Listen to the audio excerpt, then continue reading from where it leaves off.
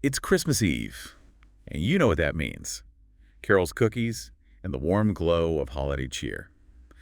But let's be honest, sometimes all that sweetness can get a little overwhelming. What if we took a detour down a darker path this year, a more intriguing path this year? What if we explored a figure who embodies the shadows behind the twinkling lights? You're talking about Krampus, right? Exactly. He's having quite a moment these days. He is. Movies, merchandise, even heavy metal songs. But how did this horned, child-punishing, like devil go from a niche figure in Alpine folklore to like a global phenomenon? It's a real head-scratcher. Yeah, it is. It's fascinating how a figure like Krampus, who represents everything we're not supposed to think about during the holidays, has really kind of captured the modern imagination. So you've got like a stack of research on this guy. Oh, yeah. Like his origins, his evolution, and maybe even some clues as to why he's resonating with people today. Ready to unravel this mystery. Let's dive into the darkness. The origins of Krampus actually predate Christianity. We're talking ancient Germanic folklore tied to winter solstice rituals and those primal fears associated with the darkest time of year. I get that the solstice was like a big deal for ancient people, but how does Krampus fit into that? Was he just a way to scare people into behaving during like the long winter nights? It's more nuanced than that. You know how the winter solstice marks the shortest day of the year? Right. Well, for ancient people, it was a time of both fear and hope. Fear of the harsh winter ahead, but also hope for the eventual return of spring. Krampus, in a way, embodies that tension, that duality. He's a reminder that even in the darkest times, there's a spark of light, a promise of renewal. Okay, that's a pretty deep concept for a creature who supposedly drags naughty kids off to hell. But where does the name Krampus come from? Does it have some, like, sinister meaning? It absolutely does. Krampen in Old High German means claw. And when you see depictions of Krampus with his horns, fangs, and claws, it's clear that he's meant to be intimidating. So not exactly the kind of guy you want to leave cookies out for. No. But let's talk about his arrival on the scene. We've got this pre-Christian creature tied to ancient rituals and the harsh realities of winter. Then Christianity comes along. You'd think a figure like Krampus would be, like, banished outright. But that's not what happened, is it? It's a classic example of how cultures adapt and blend beliefs over time. Instead of erasing Krampus, the church found a way to incorporate him, albeit in a slightly different role. So they couldn't beat him, so they joined him. What exactly was this new role? Think of it as a good cop, bad cop routine, but with a divine twist. Krampus became the foil to St. Nicholas, the enforcer who dealt with the naughty kids while St. Nick rewarded the good ones. That's interesting. It's almost like the church was hedging their bets. Like they couldn't completely stamp out the old beliefs, so they incorporated them. Do you think people back then genuinely saw it as a partnership? It's hard to say for sure, but what we do know is that December 5th, the eve of St. Nicholas Day, became known as Krampusnacht, a night when the fearsome counterpart to St. Nick roamed the streets looking for those who had misbehaved. Krampusnacht. Sounds a little ominous, even for someone who doesn't believe in a horned devil coming to snatch them away. What exactly went down on this night? Picture this. Families gathered indoors, the good children anxiously awaiting St. Nicholas's arrival with gifts. But outside, Krampus lurked in the shadows, his chains clanging, his birch branches ready to swat those who hadn't earned their holiday treats. Okay, I get the whole balance thing, but isn't Krampus taking things a bit far? I mean, hauling kids off to hell, that seems a little extreme, even for the Middle Ages. You're not wrong, but it's important to remember the context. Discipline was harsh back then. Krampus was essentially a way to reinforce the idea of good behavior, using the most potent threat imaginable, eternal damnation. I guess a threat like that would make anyone think twice about sneaking an extra cookie. So we've got this ancient pagan creature, incorporated into Christian tradition, and now serving as the ultimate bad cop on Krampusnacht. But how did this all actually play out in real life? Was it just stories to scare kids, or was there an actual Krampus, show? Oh, there was definitely a show, and it continues to this day.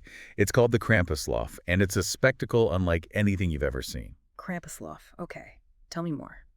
Now, you can't talk about Krampus without talking about those incredible Krampusnacht parades, where young men dress up as the horned devil and run through the streets, causing a delightful ruckus. Wait, they actually dress up as Krampus, like full-on costumes. Full on. And incredibly detailed. We're talking intricately carved wooden masks, horns, fursuits, bells, chains, the whole 9 yards. Imagine Dozens, sometimes even hundreds, of these terrifying figures charging through town, rattling chains, swinging birch branches, and playfully terrorizing the onlookers. That sounds intense. Like a mix of Halloween and Mardi Gras, but with a much darker, more primal vibe. Exactly. It's a visual and auditory spectacle that's both thrilling and a little bit unnerving. And it's not just about scaring people. There's an element of social commentary woven into the Krampusnacht, a way to poke fun at authority, challenge social norms, and even address contemporary issues. So it's not just a historical reenactment, it's a living tradition that's constantly evolving and adapting to the times. That's pretty cool. But hold on, if this tradition is so old, how has it survived all these years? Surely someone tried to shut down this Krampus party at some point. You're right. Krampus has faced his fair share of opposition over the centuries, particularly in the 20th century, when certain political regimes saw him as a threat to their ideology. So who tried to ban Krampus? And why? In the 1930s, the Austrian fascist government associated Krampus celebrations with leftist and socialist values, viewing the tradition as subversive and dangerous. They also saw the pagan roots of the celebration as superstitious nonsense, something to be eradicated. So Krampus the Christmas devil was too left-wing for the fascists. That's a new one. What about the Nazis? Did they have a problem with Krampus too?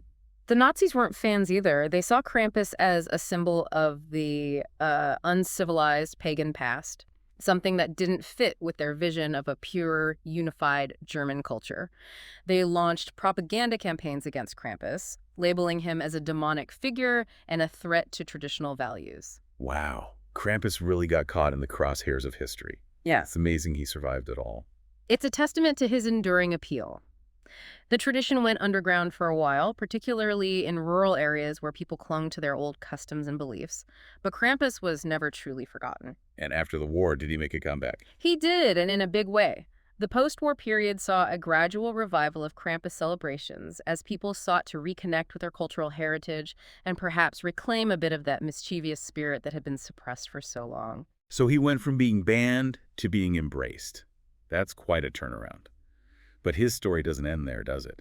What happened next? How did he go from a local tradition to, like, a global phenomenon? Well, that's where things get really interesting. We need to talk about the rise of the internet, social media, and a growing fascination with the darker side of folklore. That's when Krampus truly went global.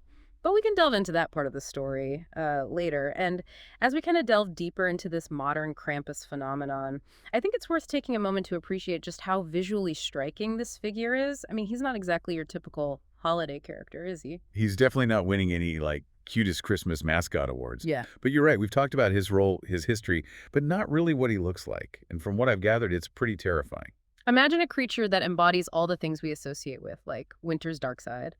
Krampus is often described as tall and hairy, with the horns and hooves of a goat, long pointed tongue, and glowing red eyes. Okay, that's a pretty classic devilish look so far. Mm-hmm. But I'm guessing there's more to it than that.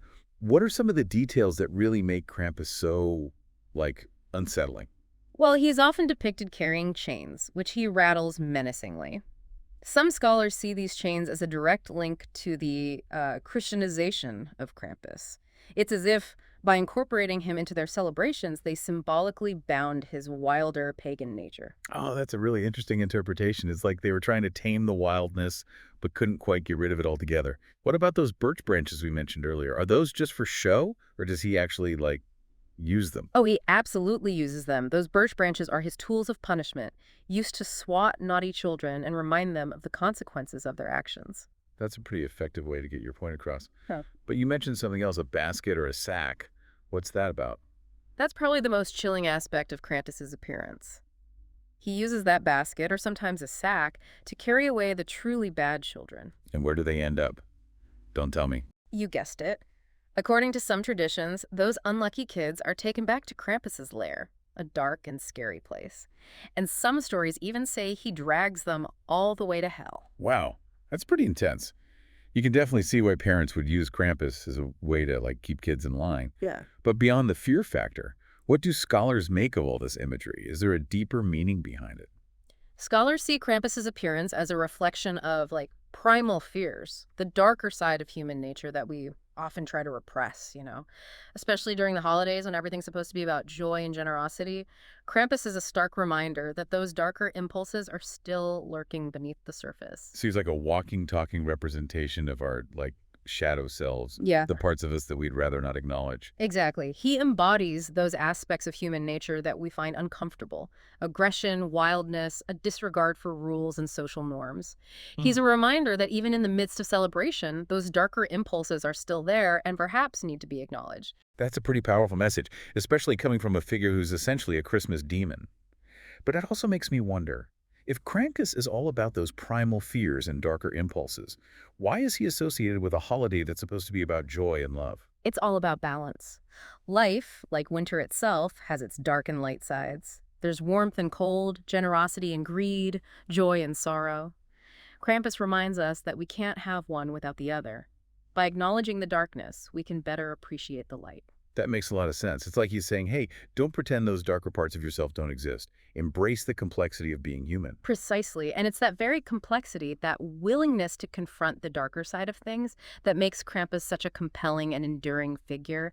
He challenges us to look beyond the surface, to see the world and ourselves in all its messy, contradictory glory. You're right, he's definitely not your average Christmas character, but that's what makes him so fascinating.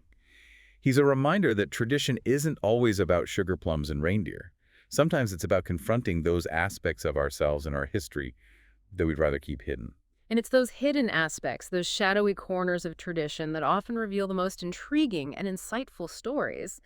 And speaking of stories, we have to go back to those Krampusnacht parades. I'd love to get a sense of what it's actually like to witness one of these events. Yes, tell me more about that. You mentioned it earlier, but I want to really dive into the experience. What's it like to actually be there in the middle of a Krampusnacht? Imagine this. You're standing in a small alpine town, snow falling. The air is filled with anticipation. As dusk sets in, you hear the sound of bells and chains clanging in the distance. It's getting closer, and the energy in the crowd is electric. Okay, I'm getting chills just imagining it. It sounds like something out of a movie, a mix of excitement and, like, fear. What happens next? Suddenly, they emerge from the darkness. Dozens, sometimes even hundreds, of Krampuses come charging through the streets. Hundreds of Krampuses. That must be an incredible sight. It's a breathtaking spectacle. They're wearing incredibly detailed costumes, intricately carved wooden masks, horns, fursuits, bells, chains rattling. And they're not just standing there. They're running, jumping, twirling those birch branches, rattling those chains. It's a frenzy of motion and sound. Yeah, I can only imagine. But what are they actually doing? Are they just running wild through the streets? There's definitely an element of wildness to it. They charge through the crowds, playfully terrorizing onlookers, sometimes even swatting people with those birch branches. But it's all in good fun, a way to release energy, embrace the chaos of the season.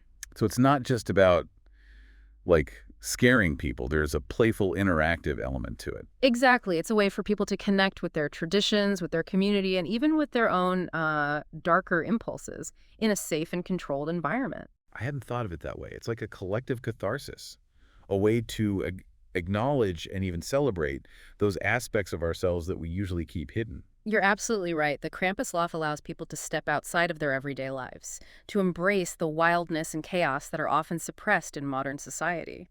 It sounds like a truly unique and powerful experience, a blend of tradition, spectacle, and even a bit of social commentary. And speaking of social commentary, one of the most interesting aspects of the Krampusnacht is how it reflects the changing times. Oh, tell me more about that. How does a tradition rooted in ancient beliefs manage to stay relevant in, like, the 21st century? Well, it's all about adaptation.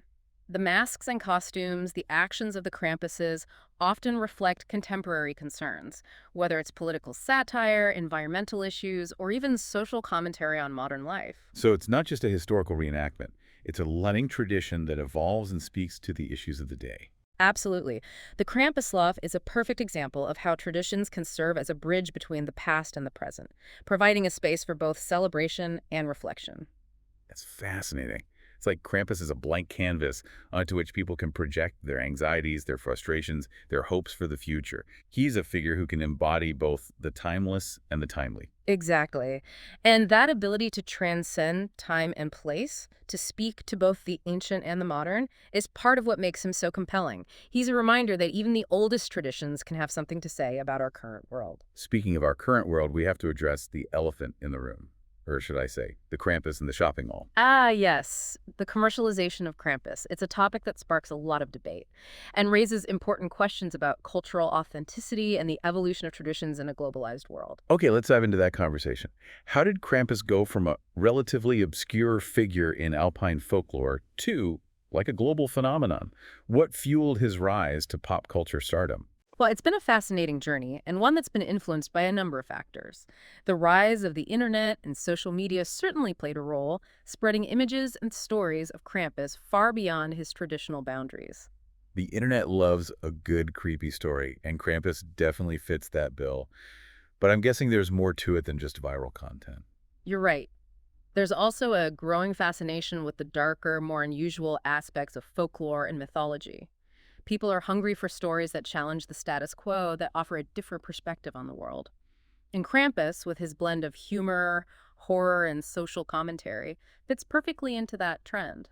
So he's tapping into our desire for something edgier, more authentic, something that breaks free from the sanitized, commercialized version of the holidays that we're often presented with. Exactly. And it's not just about the creepy factor. Krampus also embodies a sense of rebellion, a rejection of the overly sweet and sentimental. He's a reminder that life is messy, chaotic, and full of contradictions, and that those contradictions are worth celebrating. I'm starting to see why he's resonating with people today.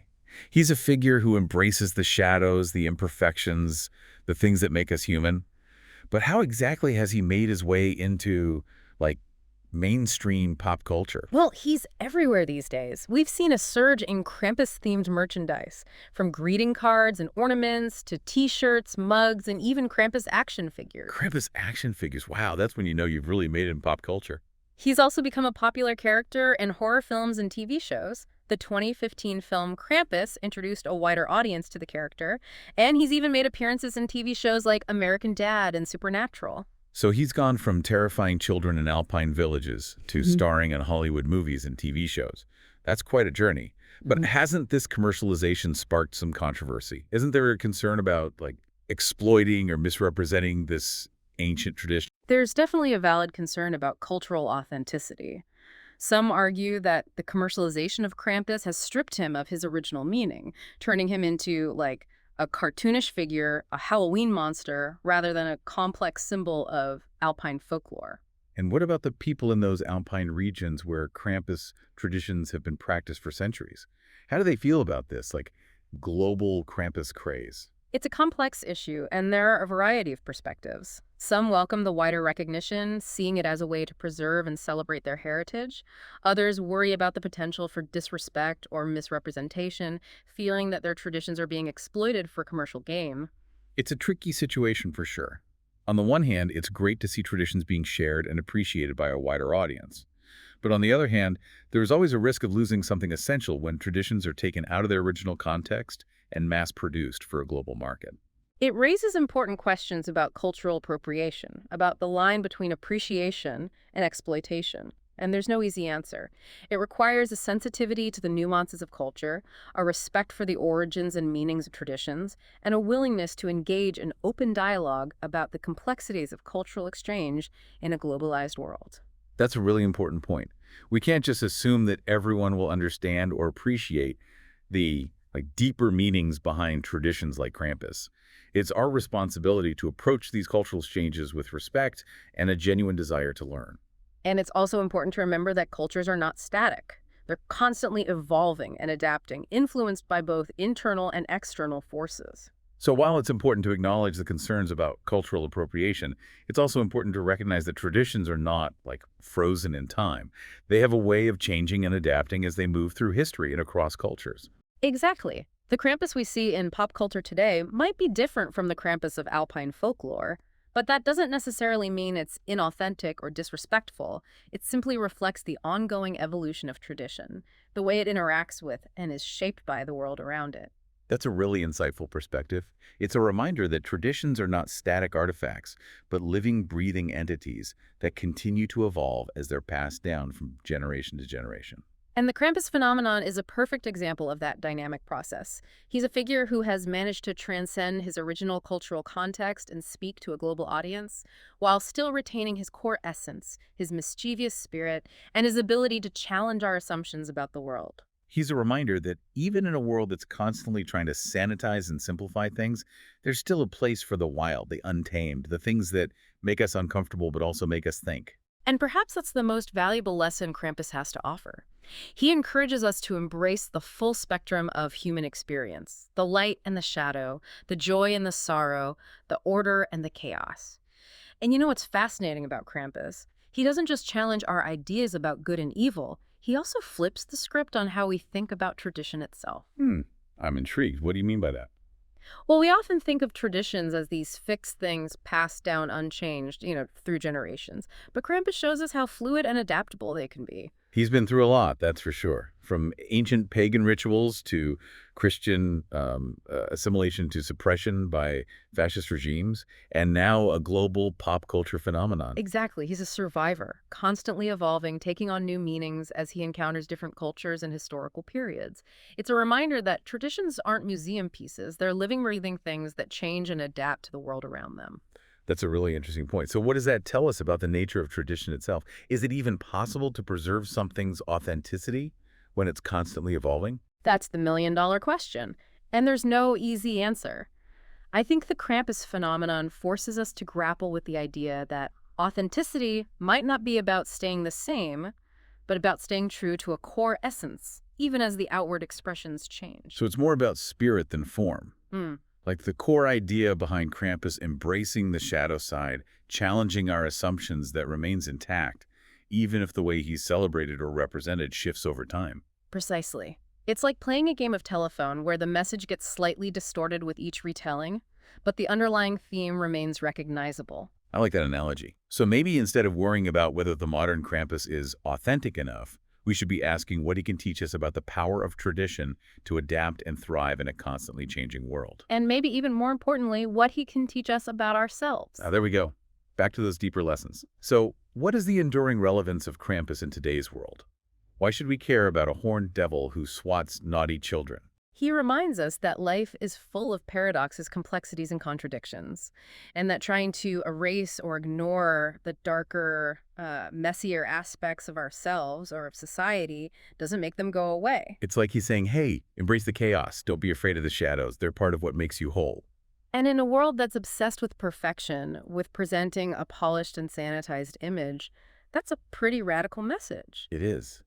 Especially during the holidays when we're bombarded with images of like happy families, perfect gifts, and unattainable levels of cheer. Krampus is like a breath of fresh air reminding us that it's okay to not be okay. That it's okay to feel stressed, overwhelmed, or even a little bit grumpy during the holidays. It's all part of the experience. And maybe by acknowledging those feelings, by making space for the shadows, we can actually find more joy, more connection, more meaning in our celebrations. He's a reminder that we don't have to pretend to be perfect, that it's our imperfections, our quirks, our willingness to embrace the full spectrum of human experience that make us interesting, relatable, and ultimately more human. Well said. I think we've done a pretty deep dive into the world of Krampus tonight. From ancient pagan origins to modern pop culture stardom, he's a figure who has fascinated and challenged us for centuries. He's a reminder that even the most seemingly strange and obscure traditions can offer valuable insights into the human condition, and that even in a world that's constantly changing, ancient stories and symbols can still speak to us, can still make us think, and can still help us understand ourselves a little bit better. So as we wrap up this Christmas Eve exploration, I have a challenge for you, dear listener. Yes, let's leave our audience with something to ponder. As you gather with loved ones this holiday season, take a moment to appreciate the traditions, both light and dark, that have shaped your family, your community, your world. And don't be afraid to ask questions to explore the hidden meanings, the stories behind the stories. You might be surprised at what you discover. And who knows, you might even find a little bit of Krampus lurking within yourself, a mischievous spark. A reminder that life is best lived with a healthy dose of humor, humility, and a willingness to embrace the unexpected. Until next time, stay curious, stay informed, and happy holidays.